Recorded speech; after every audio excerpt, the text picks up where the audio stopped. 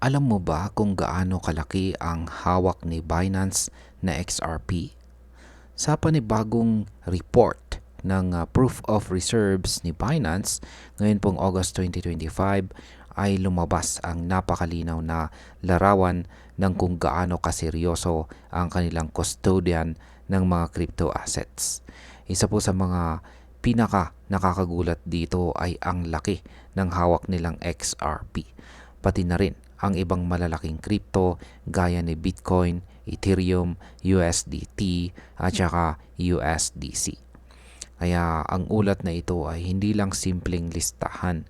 Isa po itong prueba, ayan, or proof na ipinapakita ni Binance sa publiko para ipakita na kaya nilang bayaran at protektahan ang lahat ng assets na kanilang itinatago para sa kanilang mga users.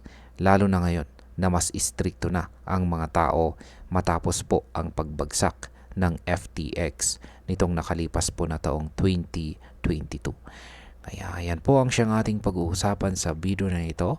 Pero bago po tayo magpatuloy ay pakibasa na lamang po muna ang disclaimer dito po sa ibaba ng ating screen. Simulan po natin sa kung ano po ang laman ng pinakabagong Proof of Reserves report ni Binance. Tuwing buwan ay naglalabas po si Binance ng ulat kung gaano karaming crypto ang kanilang hawak kumpara sa mga deposits na galing sa mga users. Ang pinakahuli po nilang report ay kuha noong August 1, 2025. Ayon po sa datos, hawak ni Binance ang napakalaking halaga ng Bitcoin, Ethereum, stablecoins at syempre si XRP.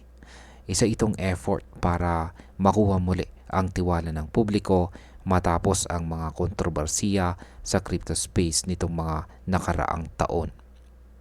Ngayon ay gaano po kalaki ang hawak ni Binance na Bitcoin? Yan, si Bitcoin po ang nangunguna sa listahan ng assets na nakadeposito kay Binance.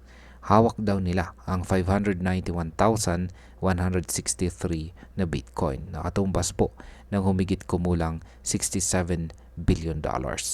Pero ang mas kapansin-pansin dito ay ang kanilang reserve na 608,639 Bitcoin na may halagang $70 billion. Ang ibig sabihin nito ay may sobra po si Binance na 17,476 na Bitcoin para masigurado na kaya nilang bayaran ang kahit anong i-withdraw ng mga users. Kaya ang collateralization ratio ay nasa 102.96% na isang positibong senyales ng transparency. Yan, paano naman ang kanilang USDT at saka Ethereum?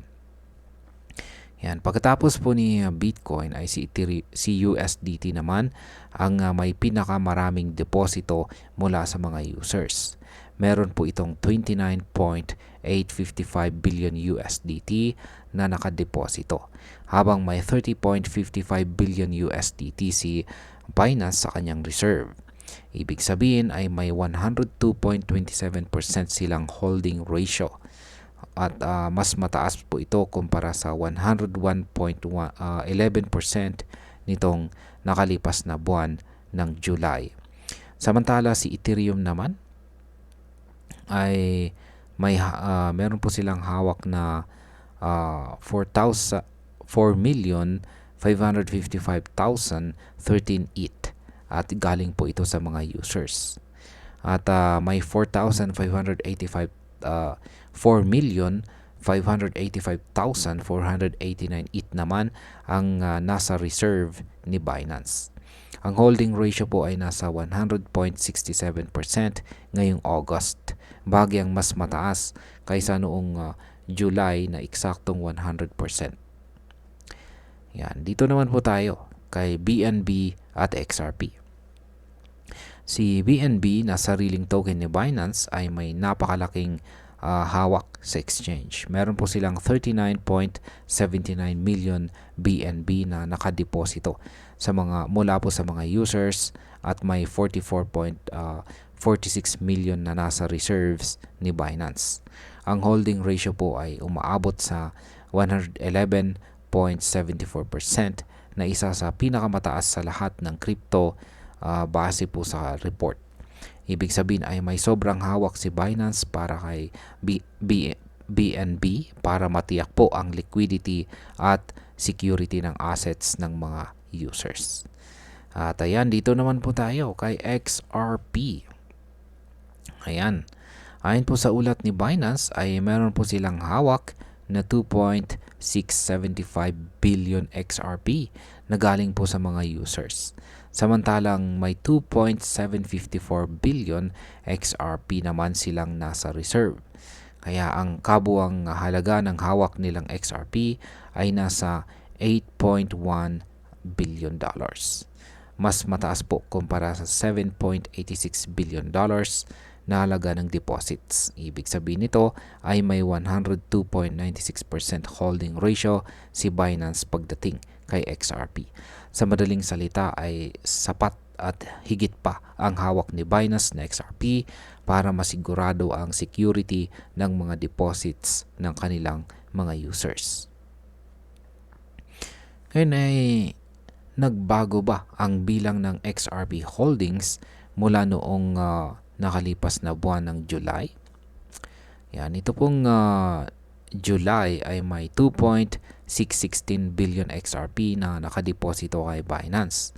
Tumaas ito ng halos 59 million XRP sa loob lamang ng isang buwan. Pero kahit tumaas po ang bilang, bumaba naman ang kabuuang halaga nito. Nitong July 18, si XRP po ay nasa presyo na $3.66. Pero ngayon, ayon po sa datos ay bumaba na siya sa $2.94. Kaya kahit dumami po ang XRP holdings ay mas mababa na ang dollar value nito. Isa itong paalala kung gaano po kabilis magbago ang presyo ng crypto. Ayan, ang sunod pong katanungan ay aling pong crypto ang may pinakamataas na over-collateralization dito kay Binance. Sa lahat ng crypto na hawak ni Binance, si USDC ang may pinakamataas na collateralization ratio. May 5.22 billion USDC na nakadeposito po mula sa mga users. Pero may 8.15 billion USDC naman na nasa reserve. Ang ibig sabihin nito ay may 156% holding ratio para kay USDC. Noong July ay nasa 152.65% lamang ito.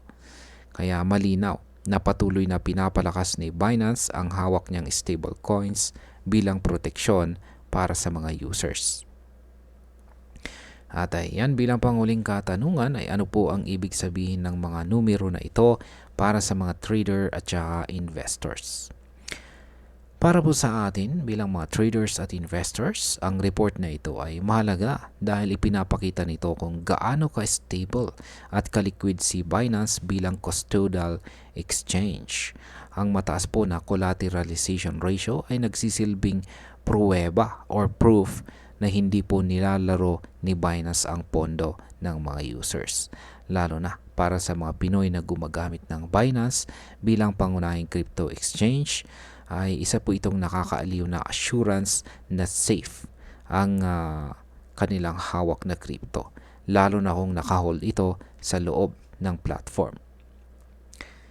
At ayan, para po sa atin bilang mga Pinoy crypto enthusiast na nagtitiwala kay Binance bilang platform para sa trading at investing, ang report na ito ay nagbibigay po ng peace of mind.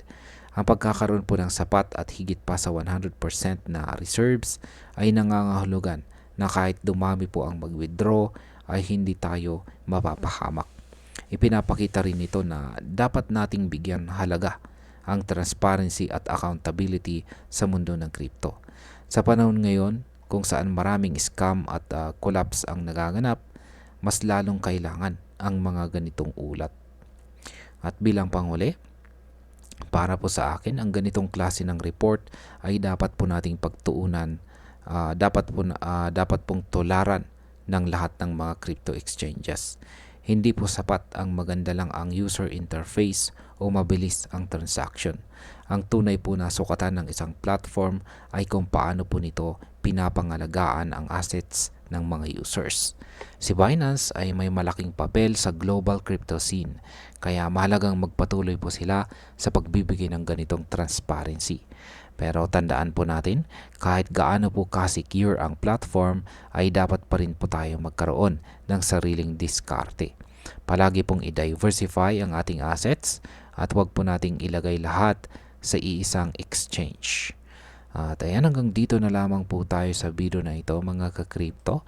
Marami pong salamat sa panonood. Ingat po tayo lagi at God bless po sa ating lahat.